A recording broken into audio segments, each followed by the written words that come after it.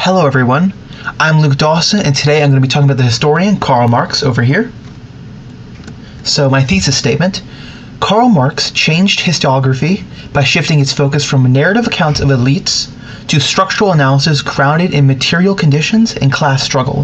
His method, called historical materialism, influenced many later historians and continues to influence historiographical debates today. Some background, like his biography of like what went down with him. He was born in 1818 in the city of Trier down here in the Rhineland. This is a modern map of Germany, so just ignore that for a minute. He was born to a middle-class family with Jewish heritage, though he himself was raised mostly secular. A lot of that came from like at the time Jewish people couldn't serve in administration, like governmental positions in the Prussian government. So some people, like his father, who was Jewish, converted to I believe Lutheranism to be able to serve like legally, so he wouldn't get punished. And so Karl himself had to see a lot of that growing up. When he went to college, he studied law at the University of Bonn. I don't have it here, but it's right here under the city of Cologne. But then he later changed his major to philosophy and moved to Berlin to study there. He would graduate in 1841, though the big thing about Berlin and what he saw there was he was influenced by the ideas of Hegel and his group, his followers, the Young Hegelians. Basically, the Young Hegelians and Hegel argue that history changes through a conflict of ideas. You know, ideas emerge, they conflict, and then something new emerges, and then repeat over and over again. That's what they argue. Marx was influenced by this, but he didn't believe it himself. He actually rejected said theory that history was driven by ideas. I'll talk about what he argues later, but that's just where this sort of emerges from. And finally, he was married to Jenny von Westphalen, an aristocrat, which is ironic considering who he is, Karl Marx. Marrying an aristocrat is kind of is humorous in a way. He had 7 children with her, but he also might have had an 8th child that was illegitimate. It was so weird. It's like people are pretty sure it was his illegitimate son, so he has 8 kids. But Friedrich Engels, his friend, claimed it was his to, I guess, protect Marx from like controversy, but in his honor and stuff. But essentially, we're pretty sure he had 8 kids. There's just only 7 legitimate. But then part 2 of this context is exile. Essentially, after Marx graduated, he stirred up a lot of trouble, or at least not just him, but the paper he worked for. And basically a year later, he joined a paper that was a liberal newspaper that criticized the conservative government of Prussia. They criticized the censorship, the monarchy, and basically freedom of expression. That eventually got the paper shut down a year later, and Marx moved to France, in the city of Paris, where then he joined a new newspaper that it wasn't like the old one where that was mostly a newspaper. This one was a radical intellectual newspaper that had intellectuals like Marx come together and criticize governments, monarchies, and like that. At the time, of course, angered Prussia again, but then Prussia pressured France into removing Marx, which they did. France eventually pressured Marx to leave. He and Engels, I forgot to mention this, but he met Engels in Paris, where they became lifelong friends. But then both of them then moved to Belgium here in Brussels, and this was mostly because Belgium at the time had a pretty liberal constitution and freedom of expression, so a lot of exiles were moving there and discussing, So when Marx was there, him and Engels joined the Communist League and then eventually co-authored the Communist Manifesto.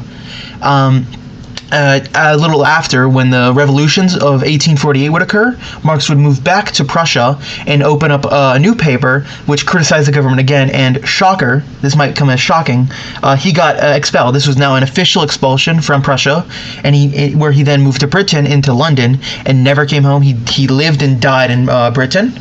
But of the unique position that London and the British Empire as a whole was in, he was able to use the British Museum for a lot of stuff, especially when writing Capital, which I'll talk about later. His other sort of famous piece besides the Manifesto. But moving on. So, historical materialism, what is it? Essentially, Marx argues that history is driven by material life, like how people produce food, goods, and resources. Essentially that, like, in argument against Hegel's, that class conflict is the push for change in history, not ideas. That was Marx's main argument: class conflict and not ideas. So, like bourgeoisie and the proletariat, though we'll talk about that in a little bit. But he essentially argues that the economic base shapes the superstructure. I'm sure any of you heard the seize the means of production. This is where it comes from. Whoever owns the means of productions shapes society. That's why Marx argued for that. From the manifesto itself, the history of all hitherto existing societies is the history of class struggles. So basically, whoever owns the economic base, feudal lords, superstructure is going to be feudalism with monarchy and stuff at the top. If it's capitalism, it's going to be oligarchs and businessmen owning all the political power. But moving on, another aspect that he looks at is what he calls the stages of history. Essentially, that's part of his focus on materialism. He basically argues that society develops through distinct modes of production. Each stage is shaped by class conflict, with one class dominating, the other resisting. Change occurs when contradictions in the system cannot be resolved. Over here at the picture I got over here, he argues that society started with the primitive communism, which is like communalism, which is like hunter-gatherers, pretty like equals-ish society, not really, but then it moves into the slavery system of government, which is with masters and slaves, not slave owners. Then it moves into feudalism with feudal lords and their serfs, the conflict there. Then capitalism with the bourgeoisie and the proletariat. That's the big one that Marx always emphasizes on a lot, that people always talk about with him. And then finally, Marx and his followers would argue that eventually will come about a revolution, a proletariat revolution, to form communism, a classless society, from the manifesto itself. The modern bourgeoisie society that has sprouted from the ruins of feudal society has not done away with class antagonisms. It has but established new classes, new conditions of oppression, and new forms of struggle. Now, I want to look at capital in particular. Now, a lot of people know the manifesto. That's his most famous work. But I would argue this was his most important work as a historian.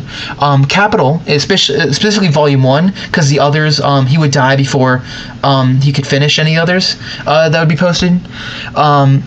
And it's most essential, I would think.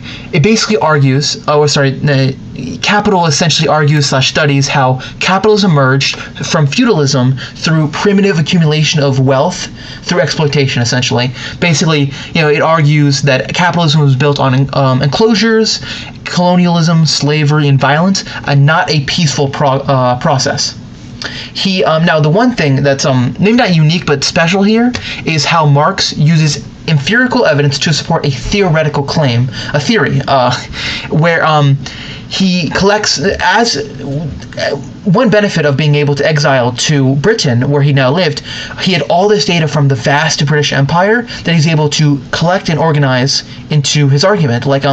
He's not just using historical evidence like the enclosure movement and the stuff he finds in the archives. He's also looking at economic data, like wages and factory product numbers and stuff like that to make this argument of what emerges. And so just essentially from Capital over here, I have a quote directly from it that kind of spells out the idea.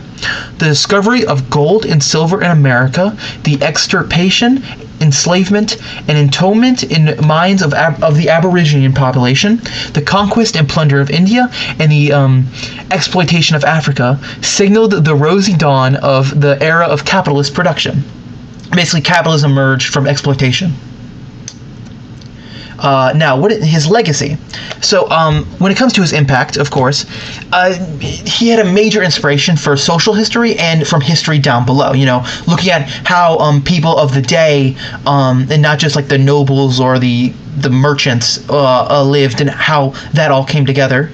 Future historians, of course, carried his work forward, his framework, and his ideas and followers of it went on to heavily shape the 20th century. With the Russian Revolution, the Cold War, all that kind of stems from his ideas and others like him. Now, when it comes to criticisms, Marx so some people like Max Weber argue that Marx was too deterministic, basically that he was reducing history to economics while downplaying the role of ideas, culture, and religion. Like, he was so anti-Hegel's that he became like a sort of, he became his own issue, where he looked so much at the material that he ignored any other influences like ideas, culture, or religion. And some of his predictions, like one of his predictions with the communist revolution, was that this would emerge in an industrial society. We're talking, like Britain or France or Prussia, a heavily industrialized capitalist society would eventually have a communist revolution. That was his argument. But we would later learn through history that wasn't the case. With Russia, the Russian Revolution happened in a agrarian, semi-feudal state, which was almost a complete opposite from what he argued would happen. So his predictions didn't come to pass in the way he expected. So that's another criticism there. But kind of just to wrap this all up, so Karl Marx, he looked into the material conditions and class conflict with historical materialism, helped reshape how history could be studied. That was his major contribution. By looking at material conditions and class conflict, he made an argument vastly different from a lot of historians past and way past. And though some of his predictions have failed, and he has many critics, his influence on historiography in the 20th century is profound. Like a quote from him himself from the 18th Brumaire of Louis Napoleon: "Men make their own history, but they do not make it as they please." Sort of referencing even himself, even though that was not what he was thinking about at the time. That, I believe, is all. Here's my bibliography. Thank you all for watching. Have a good day.